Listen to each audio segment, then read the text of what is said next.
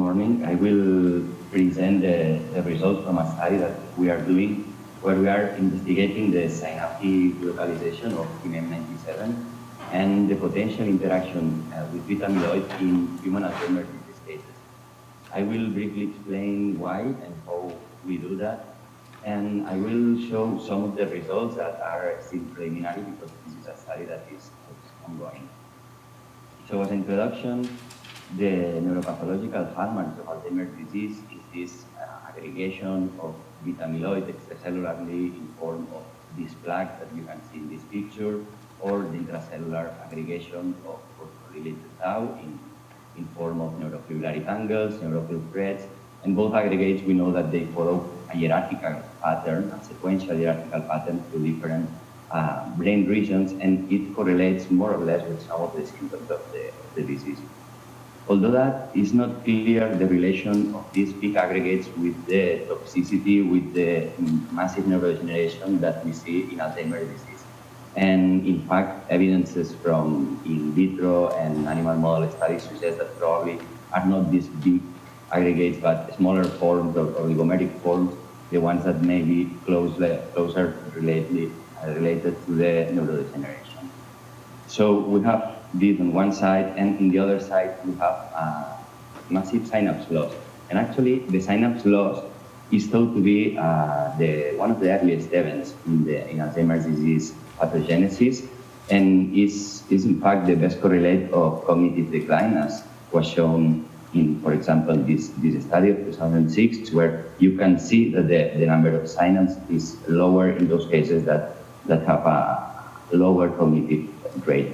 So we have on one side these small aggregates that may be potentially toxic, and we have the synapse loss that we know that is an early event and that correlates very good with the cognitive decline that we see in Alzheimer's disease.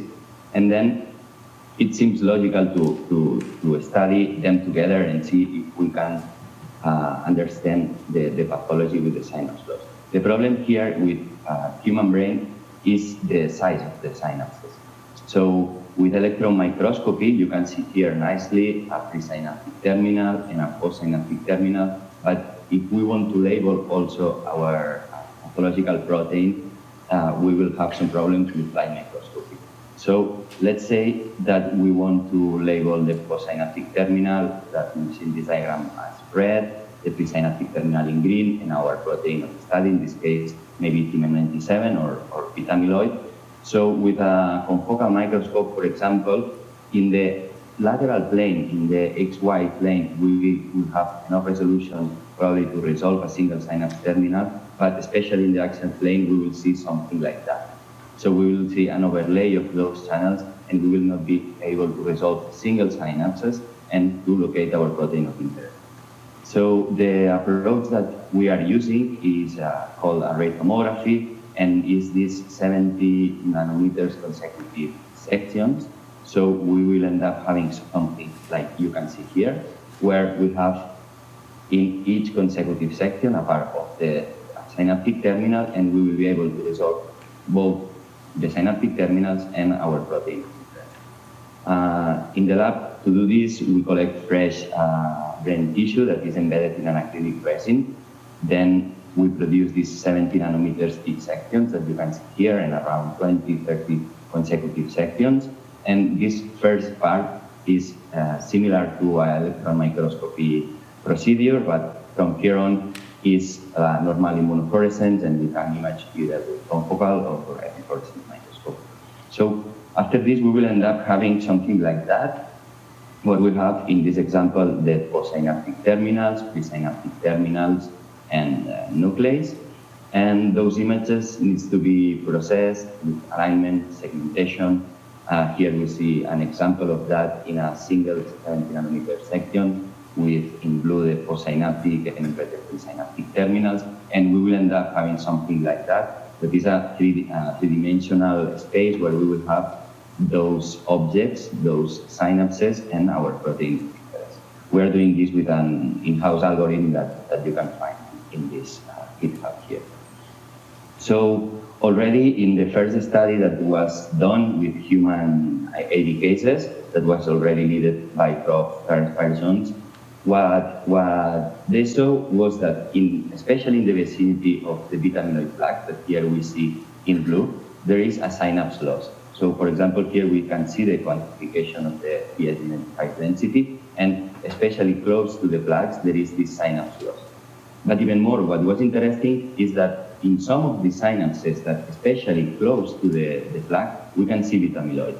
So here we have the first demonstration that have been replicated many times that beta amyloid can be found in synapses of Alzheimer's disease cases, especially in the vicinity of the plaques.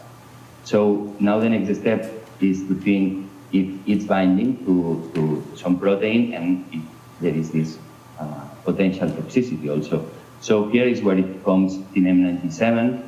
We found, as you well know, it was recently identified as the Sigma-2 receptor, and there are many compounds that selectively binds to Sigma-2 and that it has been shown that it reduces identification. So it's a good target to investigate this potential binding. And also recently in a study that we did and that is still under revision, we compared by proteomics synaptoneurosomes from 80 cases and from controls. And among other results, we found that M97 was increased by more than 2-fold in 80 cases when compared to controls. So that's why in this study, what we are doing is by now we have been using 7 controls in 980 cases. We are investigating the temporal cortex. As a typical pipeline of array tomography, we use not 1 but 2 adjacent blocks. We use at least 20 consecutive sections, and we image at least 2 subregions. So to have an idea, we are labeling the pathogen as presynaptic marker, PS-identified postsynaptic, beta amyloid, and M97. With this, we are doing an analysis typical of array tomography, and then we are looking to this potential interaction with threat that I will explain later. And in this study by now, we are analyzing about 3 million single synapse terminals. So those are the methods. So then the first step, the first results are to see if we are able to identify this M97. Here you can see in this panel the example, a max intensity projection of a control case and an AD case that you can clearly see the plaque, and you can see that M97 is quite common and widespread. And here what we can do is quantify these 3-dimensional objects that we have in each stain. So I have to say that the results from here on will be shown as a fold change comparing Alzheimer to control. This is because we are still trying to be 100% sure of the segmentation. So the relation between control and AD, we still we are confident, but we don't want to give like absolute numbers after checking more times the segmentations. So as expected, we can see an increase in beta amyloid. We can see a slight increase in the density of TMM objects. In blue, you see the Alzheimer cases, but it does not reach statistical significance. And as expected, what we saw was that there is no difference in the total density of synaptic markers. This is already known because this reduction is seen in the vicinity of the plaque. Here you can see a little bit of hole that is giving the beta amyloid plaque. So the next step is, okay, we can detect M97. Let's see if we can find it in the synapses, and even more, if we can find it together with beta amyloid. So, for example, here we have an example that yes, at least in some synapses, we can see this. This is a magnification of this max intensity projection of the raw image. And in the columns, what you see are 70 nanometers consecutive segments. It's an example of 6 of them, where we can see M97, beta amyloid, the postsynaptic marker, and the presynaptic marker.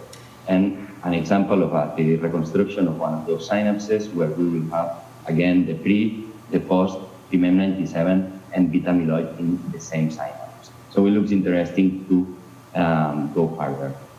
And the next step would be to quantify this colocalization. So if we compare again with control, as expected, we will have, this is percent of postsynaptic terminals of Ph.D. 95, so postsynaptic terminals with beta amyloid. There is a slight increase, although it doesn't reach statistical significance.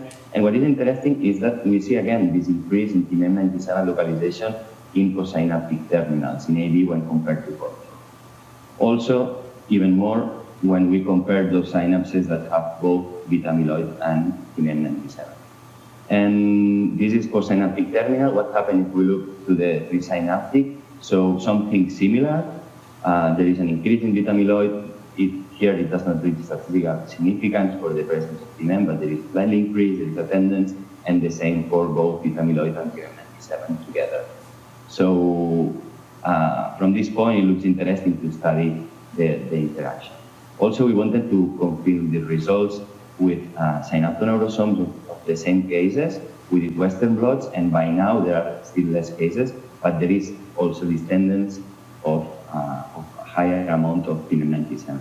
So taken together, what we see here is that we can see an increase in AD cases when compared to control of the presence of TMM97, and we can see this by synaptoneurosomes, by proteomics, as we saw in the other article, and also by array tomography. And we found it both in pre and postsynaptic terminals. So the next step is to see how close are those proteins, beta amyloid and TMM97. So that's why we are using FRED. So to explain a little bit the Foster resonance energy transfer, let's imagine the synapse. In this diagram, you can see Ph.D. 95, beta amyloid, and TMM97. So if those, here we are going to call the donor the fluorophore that is labeling beta amyloid, and acceptor the one that is labeling TMM97. So if they are not close, when we excite the donor and we record the emission of the donor and the acceptor, we will see something like that. We will see a signal in the donor, but not in the acceptor channel. But if they are close enough, close, it means around 10 nanometers. When we excite with the donor wavelengths and we record both the donor and the acceptor emissions, we will see a transfer of energy from the donor to the acceptor that will end up being pictured. So moving to the control, where we can see this, are really important, the controls for this type of studies. In this case, we are doing a sandwich approach. Let's say we are labeling synaptophysin both with the donor and the acceptor fluorophores. So this would be a normal image acquisition. We are exciting with the donor and recording the donor. This would be a normal acceptor image. We are exciting the acceptor and recording the acceptor. But what we are interested here is in this image, that is the excitation of the donor and recording the emission of the acceptor.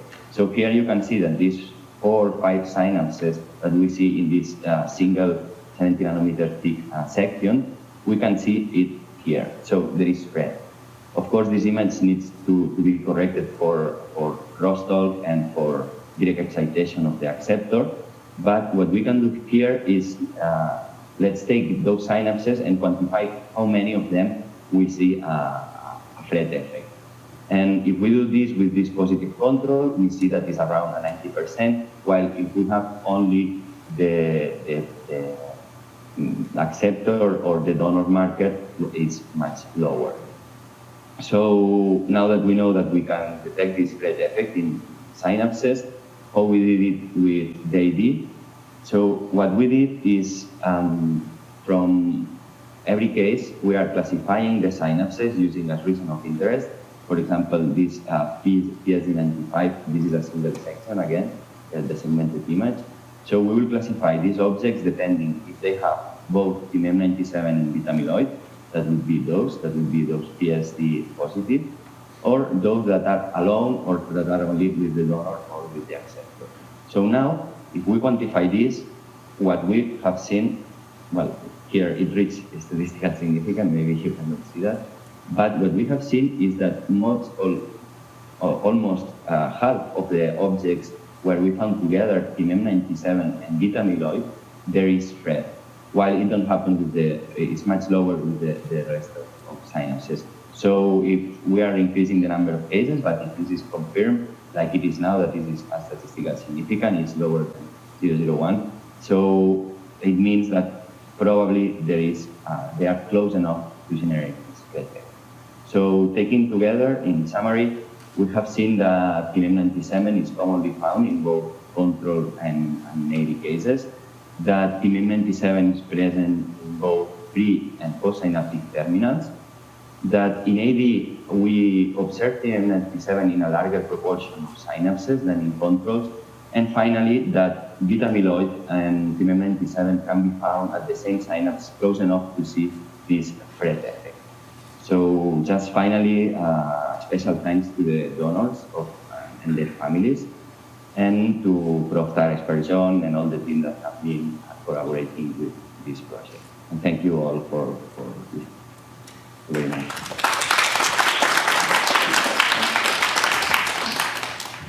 If anyone has questions?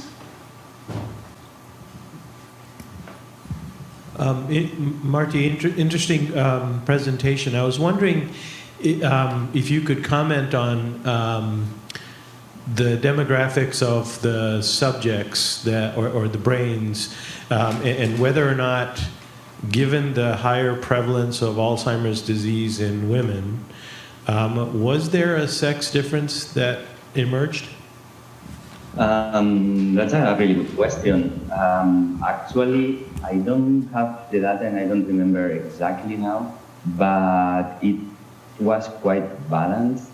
But definitely that's something that we could look at. Of course, the number of cases is not maybe too high to compare for that, but yes, really, we should look at that. I cannot say something now. Actually, we are looking also.